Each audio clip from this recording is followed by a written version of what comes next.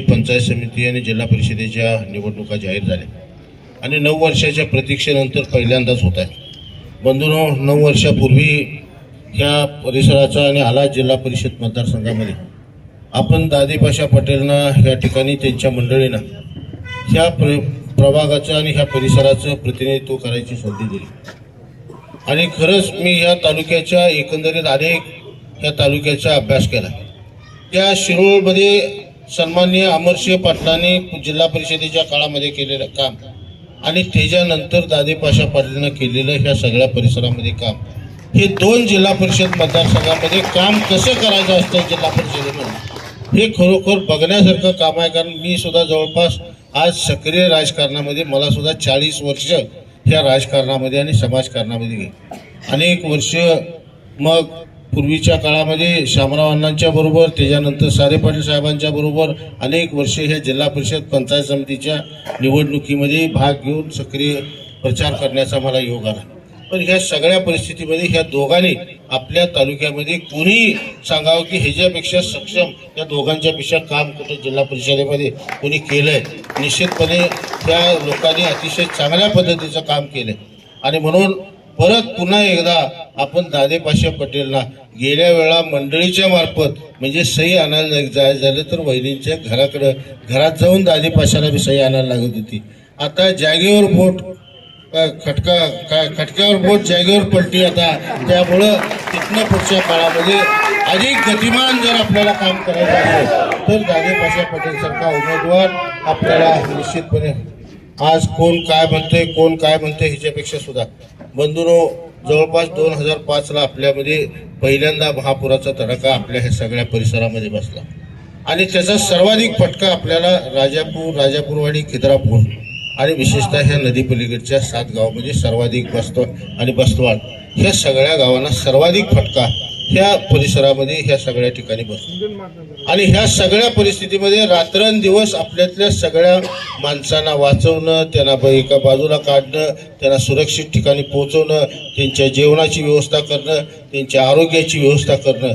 खरं म्हणजे ज्यावेळा जिल्हा परिषद सदस्य नव्हता त्यावेळा सुद्धा दादेपाशानं त्या काळामध्ये सुद्धा 2005 मध्ये दादेपाशा जिल्हा परिषद केली। एका बाजूला तुमच्याकडे एक प्रतिनिधी आम्ही असा दिलाय जो सामान्य माणसाच्या मध्ये मिसळून, मग सामान्य माणसाच्या कुणाच्या अडीअडचणी असेल, आरोग्याच्या असतील, कुठं काय नदीत बुडलं। परवाच एक माणूस माझा जवळपास बीडमधला सन्माननीय धस साहेबांचा एक माणूस या ठिकाणी दर्शनाला आला आणि तो बुडला। मग म्हणलं आता कोणाला सांगायचं तर दादेपाशाला फोन घे, म्हणजे कोण कुठल्या जिल्ह्यातला ह्याच्यापेक्षा सुद्धा ह्याच प्रत्येक येणाऱ्या माणसाला मदत करायची भूमिका ती 24 तास, मग भले कपडे काढून पाण्यात उतरण्यापर्यंत जे काम आहे ते दादेपाशा करणारा एक उमेदवार तुमच्या समोर दिलाय आणि दुसरा उमेदवार मी कोणाची तुलना मी करणार नाही, आपण आपलं तुलना येणाऱ्या सगळ्या उमेदवारांचं। कारण आपला शिरोळ तालुका हा हरित क्रांती झालेला तालुका, अनेक वर्ष हरित क्रांतीचं स्वप्न आपण साकारलेली आपण लोक आहेत। देशभक्त रत्नापन्ना असतील, सारे पाटील साहेब असतील, एक वैचारिक बैठक कैलासवासी शामराव पाटील असतील, खासदार बाळासाहेब माने असतील, ह्या सगळ्यांनी एक वैचारिक बैठक ह्या तालुक्याला दिलेली आहे। ह्या तालुक्यामध्ये विकास कोण करू शकते, कोण काय करू शकते। काल सुद्धा इथं सभा झाली का कुठं सभा झाली, आपल्या ह्या 7 गावामध्ये कुठेतरी सभा झालेल्याचं ऐकलं। एकंदरीत ते सगळं भाषण मला ऐकायला मिळालं नाही, पण लोकांनी मला सांगितलं, मी कधी बघत नाही का ते YouTube आणि कोण काय बोलतंय ह्याच्यापेक्षा सुद्धा, कारण आपल्याला कामातनंच एवढा वेळ नाही की लोकांचं कवा ऐकत बसायचं। पण ह्या सगळ्यातनं जात असताना कुणीतरी काहीतरी म्हणलं, कोण मालक कोण काय, मालक कवा म्हणतात, रिकाम्या हाताला ज्यावेळा आपण काम देतो त्यावेळेला त्याला मालक म्हटलं जातं, रिकाम्या हाताला दगड देणाऱ्या माणसाला कधी मालक म्हटलं जात नाही। कारण माझं काम आहे, माझी जबाबदारी आहे, त्या तालुक्याचे लोकप्रतिनिधी म्हणून आपण सगळ्यांनी संधी दिली। ज्यावेळा लोकप्रतिनिधी म्हणतो त्यावेळा हे रस्ते गटरी ह्या सगळ्या सार्वजनिक सोयी ह्या करणं हे आमदाराचं कामच आहे, पण त्याच्याबरोबर सुद्धा प्रत्येक रिकाम्या हाताला त्याला कशा पद्धतीनं काम मिळेल, त्याला कशा पद्धतीनं रोजगार मिळेल। आज सुद्धा गेल्या 6 वर्षाचा आपण इतिहास काढला तर अनेक आपल्या तालुक्यातली विकासाची कामं बऱ्यापैकी आता चांगल्यापैकी जवळपास 2000 कोटीची झाल्यात। आपल्या सुद्धा ह्या 7 गावामध्ये जवळपास 125 कोटी रुपयाची कामं ही विकास कामं आता परवा सुद्धा आपण सगळ्या घाट बांधकाम आपण या सगळ्या सातीच्या साती गावामध्ये आता घाट बांधकामाचा आपण प्रोजेक्ट आपण हाती घेतलाय. निश्चितपणे अजून एवढ्या वर्षामध्ये देशाला स्वातंत्र्य होऊन 80 वर्ष झाले, अजून कवटेला सुद्धा घाट नव्हता. हे आता आम्हाला परवा आम्ही ज्यावेळेला घाट बांधकामाचा शुभारंभ करायला गेलो त्यावेळेला आम्हाला कळलं. अशा अनेक गोष्टी, या त्रुटी अनेक वर्ष प्रत्येकाने राज्य केले. कोण काय म्हणते ह्याच्यापेक्षा सुद्धा विरोधकांना सुद्धा माझं सांगणं आहे की आपण एकमेकाला शिवा देणं म्हणजे आपलं काम आणि आपला प्रचार संपला असं होत नाही.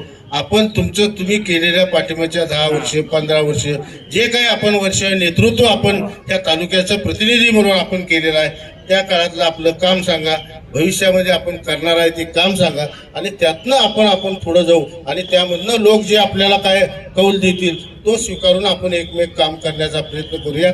नुसतं उन्हं काढायला आपल्याला वेळ नाही. आपल्याला ह्या तालुक्याचा विकास, सर्वांगीण विकास करायचा आहे. आता ह्या तालुक्यातले रस्ते गटरी आता ही कामं जवळपास आता ही सगळी होत आली. आता घाट बांधकाम झालं, हे सगळं बांधकाम झालं. परवाचा पण शारपडीचा सुद्धा प्रश्न घेतला. 1.5 लाख 1.5-2 लाख रुपये एका एकराला शारपडीला खर्च येतो. हे तुम्ही आणि आम्ही सगळ्यांनी बघितलं. आज 30,000मध्ये महाराष्ट्र शासन आपल्याला हे शारपड मुक्त करून द्यायचं काम हे फक्त राजेंद्र पाटील यड्रावकर या राज्याला हा नियम आपण लागू करायला लावला. आणि पहिल्यांदा राज्य सरकारनं एका बाजूला जलसंपदा खातं आजपर्यंत हे लोकांच्या शेतापर्यंत बांधापर्यंत पाणी न्यायचं काम करत होतं. पण पहिल्यांदा लोकांच्या शेतातलं पाणी काढायचं काम हे फक्त राजेंद्र पाटलांनी हा कायदा करायला सांगितला आणि त्या पद्धतीची योजना करून राज्य सरकारची अंमलबजावणी केली. आणि त्याचा पहिला मान आपल्या ह्या नदीपलीकडच्या 7 गावाला आलाच म्हणजे चालू झाला. की निश्चितपणे आज सुद्धा फजल पटेल सारखा उमेदवार आहे, या माणसानं जवळपास 6 महिने सातत्यानं प्रयत्न करून जवळपास किती करायचे 250 एकर आज शारपड मुक्त 30,000 रुपयामध्ये शारपड मुक्त करून ह्या शेतकऱ्यांना द्यायचं काम खरोखर केलं.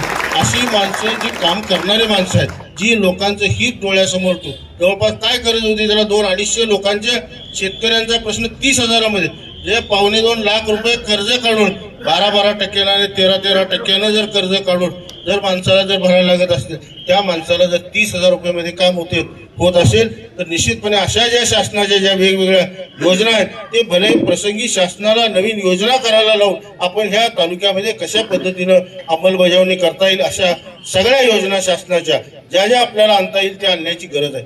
आज सुद्धा ओडीआरचे रस्ते MDR आपण अनेक रस्ते आपण या तालुक्यातले केले. जर हे ओडीआरचे रस्ते MDR करायचे झाले तर ह्या सगळ्या जिल्हा परिषदेचे हे ठराव हे आपल्याला लागत असतात. त्यामुळं ज्या पद्धतीनं आपण ह्या गेल्या 5-6 वर्षामध्ये विकासाची जी गती ठेवली आपण ते जर ह्या जिल्हा परिषदेमध्ये जर एक विचाराचे जर लोक ह्या जिल्हा परिषद आणि पंचायत समितीमध्ये आले नाही तर तालुक्याच्या विकासाला अनेक अडचणी निर्माण होतात. काही ग्रामपंचायतीचं उदाहरण मी जाहीरपणे या ठिकाणी बोलत नाही, पण ज्या वेळा खाजगी कोणी मला विचारलं तर मी निश्चितपणे सांगेन काही ग्रामपंचायतींनी जाणीवपूर्वक ठराव दिले नाहीत. त्या गावामध्ये विकासापासून वंचित ठेवायचं काम काही लोकांनी केलं. पण ज्यावेळा हे सगळं करत असताना जर आपण ठराव दिला, ग्रामपंचायत व्यवस्थित आपल्या एक विचाराची असतील, जिल्हा परिषद पंचायत समिती जर आपली एक विचाराची असेल तर निश्चितपणे आपल्या ह्या भागाच्या विकासाला अधिक गती ही भविष्य काळामध्ये देण्याची गरज आहे. आज हे रस्ते होतील, गटरे होतील, ह्या सगळ्या सार्वजनिक आपण अनेक सांस्कृतिक भवन प्रत्येक समाजाला सुद्धा आता आपण देतोय. हे सगळं दिलं म्हणजे आपलं काम संपलं असा विषय होत नाही. हे झाल्यानंतर आपण आता रोजगार कशा पद्धतीनं मिळेल, प्रत्येक रिकाम्या हाताला काम द्यायचं काम इथनं पुढच्या काळामध्ये आपल्याला त्या ठिकाणी करायचं आहे. मग प्रत्येकाला रोजगार असेल, आरोग्य असेल, आरोग्याच्या दृष्टीनं सुद्धा ज्यावेळा 6 वर्षाच्या पूर्वी जर आरोग्याची आपल्या जर तालुक्यातली परिस्थिती बघितली तर 6 त्या फक्त आपल्या तालुक्यामध्ये होते. आज जवळपास 950 खाटा आपण ह्या तालुक्यामध्ये उभा करायचा संकल्प केला आहे आणि एक मेडिकल हब आपण आपल्या ह्या तालुक्यामध्ये तयार करतो की जेणेकरून तालुक्यातल्या कुठल्याही माणसाला आरोग्याच्या समस्येसाठी म्हणून आपल्याला तालुक्याच्या बाहेर जाता कामा नये अशा अनेक योजना आपण करायचा निर्णय घेतला. आणि त्यासाठी म्हणून ही आपली सगळे जे जिल्हा एवढी आपल्याला ह्या निमित्तानं त्या ठिकाणी विनंती करतो. बंधूंनो, ह्यालाच का उमेदवारी, त्यालाच का उमेदवारी, अनेक चर्चा ह्या सगळ्या घडामोडीमध्ये गेल्या 5-7 दिवसामध्ये झाले. सुकुमारांना असतील, सचिन दानोळे असतील किंवा सगळे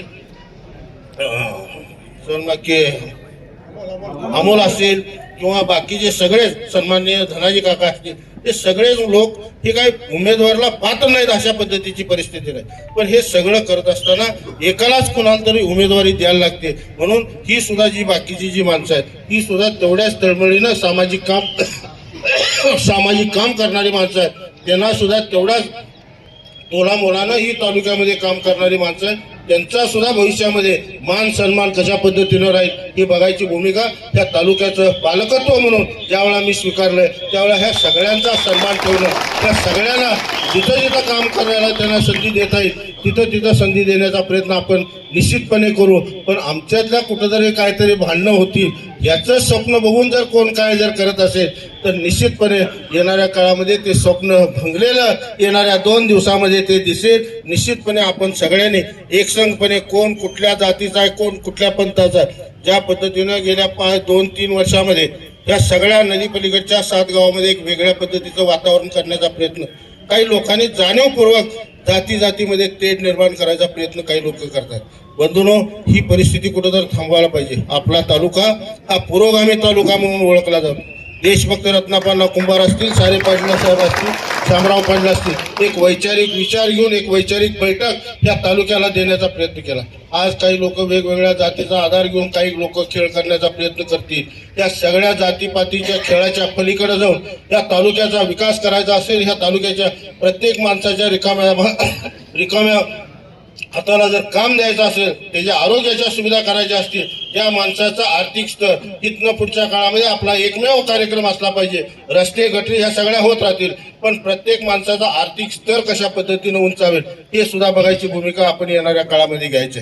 आज आपल्याकडे कन्यागताचा काळ ह्या येणाऱ्या काळामध्ये येणार आहे. या सगळ्या कन्यागताचा काळ येत असताना अनेक विकास कामाची गरज आपल्याला ह्या सगळ्या परिसरामध्ये आपल्या ज्या अनेक वर्षाच्या अडचणी आहेत त्या सुद्धा सोडवण्याची संधी ही आपल्या ह्या कन्यागतामध्ये मिळणार आहे. आणि त्यासाठी म्हणून जर आपल्या विचाराचा जर माणूस असेल तर निश्चितपणे एक चांगल्या पद्धतीची विकास कामं आपली जी राहिलेली जी विकास कामं आहेत ती सुद्धा आपल्याला पूर्ण करता येईल. आज तालुका आपला असेल, पर्यटनाच्या दृष्टीनं असेल किंवा तीर्थक्षेत्राच्या दृष्टीनं असेल, हा सगळा तालुका आपण एकत्रित करून बाहेरचा माणूस आला तर तो दिवसभर आपल्या तालुक्यामध्ये कसा राहील ह्याच्या पद्धतीची यंत्रणा आपण करण्याचा प्रयत्न करतोय. या सगळ्या जर विकास कामामध्ये तुमच्या सगळ्यांची साथ जातीपातीच्या पलीकडे जाऊन मी आपल्याला मनापासून नम्र विनंती करतो की ह्या तालुक्याच्या देशभक्त रत्नापांना सारे पाटलांचा विचार जर आपल्याला जर जपायचा असेल तर जातीपातीच्या पलीकडे जाऊन जी काम करणारी माणसं आहेत, जी रात्रंदिवस तुमच्यासाठी आहेत, मग महापूर येऊ दे नाही तो ह्या परिसरामध्ये कुठलंही संकट येऊ दे, त्या संकटाला आपल्या बरोबरीनं किंबहुना आपल्या पुढे एक पाऊल टाकणारी माणसं आहेत, त्या माणसांच्या पाठीमागे आपण राहावं एवढी आपल्याला ह्या कळकळीची विनंती करतो. 6 तारखेला शिट्टी समोरचं आपण बटन दाबू, 5 तारखेला शिट्टी समोरचं बटन दाबून आपण 6 तारखेला गुलाल उधळूया एवढंच आपल्याला ह्या निमित्तानं विनंती करतो. थांबतो.